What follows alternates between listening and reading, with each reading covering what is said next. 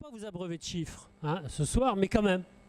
Bon, on va aussi, disons que quand on parle d'emploi, bah, il y a aussi des approches un petit peu quantitatives hein, avant d'aborder toutes les approches qualitatives.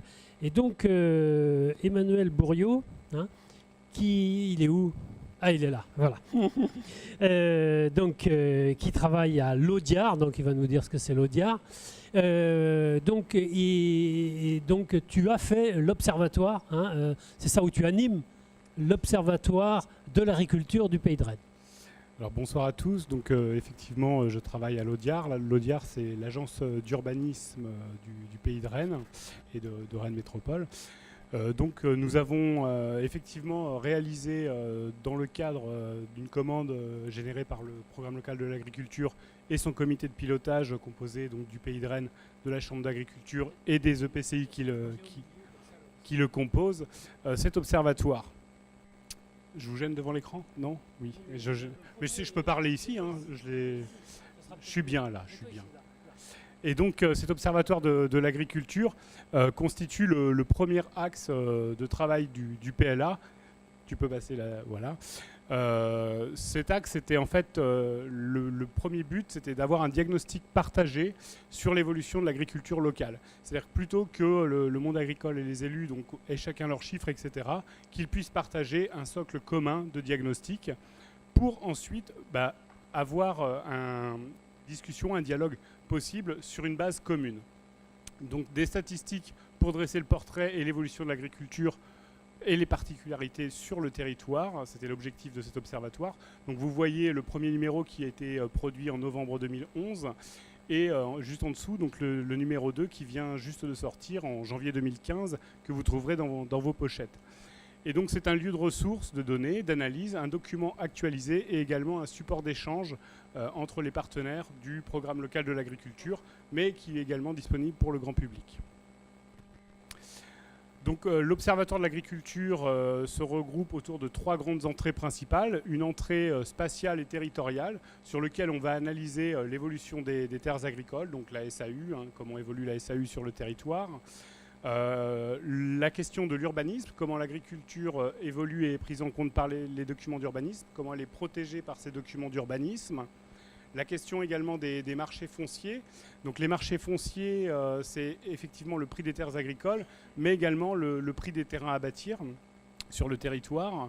Et puis comment évoluent finalement nos paysages agricoles et principalement le bocage sur le territoire, mais également les types de cultures qui composent nos paysages quotidiens lorsque l'on se déplace entre les agglomérations du territoire et pour ceux qui ont la chance d'habiter en campagne, leurs paysages de tous les jours. Alors il y a une deuxième entrée qui est l'entrée par les exploitations et les actifs agricoles. Donc c'est un thème qui va être redéveloppé tout à l'heure. Donc on s'approche du nombre d'exploitations agricoles, de leur typologie, du nombre d'actifs agricoles, donc toutes les personnes qui travaillent en lien direct avec les exploitations agricoles, la démographie agricole, qui sont les exploitants agricoles, quel est leur âge, est-ce qu'il va bientôt avoir un renouvellement des générations, etc. La question de l'installation et de la cessation d'activité également, et le poids économique de ces exploitations agricoles. Et puis la dernière entrée, c'est une entrée sur les productions agricoles, où on va regarder les différentes filières de production du territoire, la filière laitière, la filière porcine, l'agriculture avec les sigles de qualité, l'agriculture biologique. Donc tout ce qui se rapporte à la qualité des produits, au circuit court également et à la diversification qui se développe sur le territoire, aux activités liées à l'agriculture, bon, les industries agroalimentaires qui ont été évoquées, mais également on a un petit zoom sur de nouvelles approches, notamment les instituts de recherche en lien avec l'agriculture, et puis toute la question du développement de l'énergie et de l'agriculture. Donc que ce soit pour la production et l'autonomie sur les sièges d'exploitation, mais également pour la production d'énergie avec la méthanisation, etc. Donc là on est un petit peu plus au balbutiement de cette approche-là, mais c'est quelque chose qui va probablement se développer à l'avenir dans l'observatoire.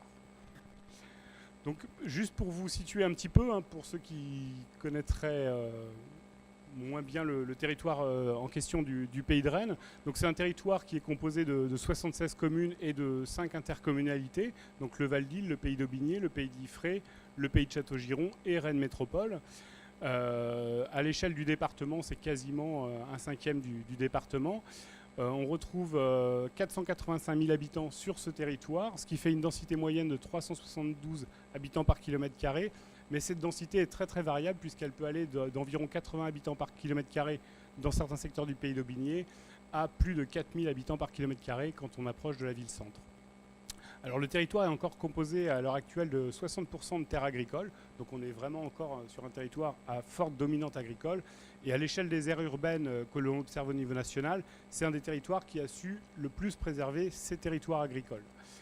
12%, un peu plus de 12%, 12,5% sont constitués de zones urbanisées et le reste du territoire est composé d'espaces naturels et d'autres types d'espaces dans une moindre mesure. Alors on va aborder maintenant la question des exploitations et surtout de l'emploi agricole à l'échelle du territoire.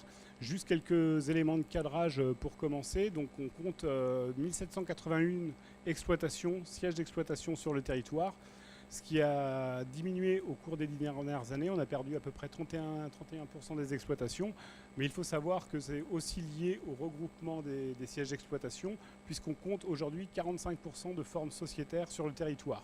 Et un petit peu plus si on regarde les moyennes et grandes exploitations, qui occupent 70% de la surface agricole utile. On compte 810 exploitations laitières. Les exploitations laitières sont assez dynamiques et elles représentent 50% des installations. Quand un jeune veut s'installer, 50%, la moitié choisissent ce mode de production. On compte pratiquement 200 exploitations porcines et on a environ 250 hectares qui sont affectés à la production de légumes sur le territoire du Pays de Rennes.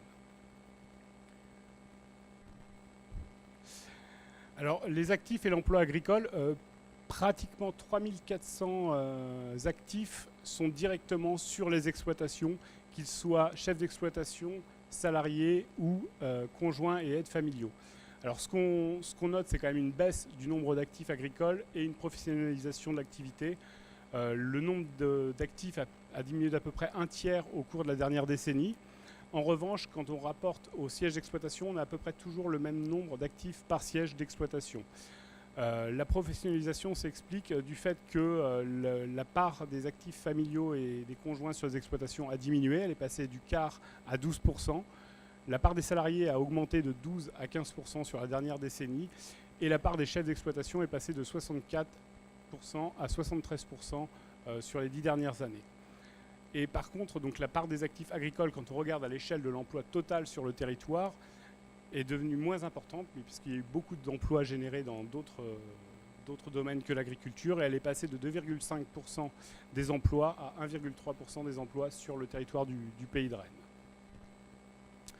Alors si on regarde un petit peu le nombre d'emplois moyens par type d'exploitation, donc on s'aperçoit que cela varie selon les productions. Les exploitations bovines, alors incluant toutes les productions, y compris laitières, génèrent à peu près 1,2 emplois par exploitation. La moyenne des exploitations est à 1,6. Si on rapporte aux effectifs, ça serait plutôt de l'ordre de 1,9. Les exploitations laitières génèrent 1,8 emplois par exploitation en moyenne. L'agriculture biologique, 2,1 emplois par exploitation en moyenne. Les circuits courts, 2,2. La diversification 2,3 et le maraîchage 6 emplois par exploitation. Alors il faut savoir que selon ces modes de production, effectivement directement reliés au siège d'exploitation, ça génère un nombre d'emplois qu'on peut voir, mais selon le système de production, il y a des emplois induits qui sont plus ou moins importants. Ça n'intègre donc pas les emplois directs induits, c'est ce que je viens de vous dire, dans les filières amont et aval pour la majorité des productions, qui est estimé à peu près à 5 emplois en moyenne par exploitation en Bretagne, ce que vous présentera Aurore tout à l'heure, juste après cette présentation. Alors si on s'intéresse aux emplois dans les activités qui sont en lien direct avec l'activité agricole sur le Pays de Rennes, on a plus de 5000 emplois qui sont rattachés aux industries agroalimentaires. Et la part de cet emploi à l'échelle du territoire augmente dans l'emploi industriel, passant de 16,5% de l'emploi industriel à 21,5% de l'emploi industriel sur le territoire en 10 ans.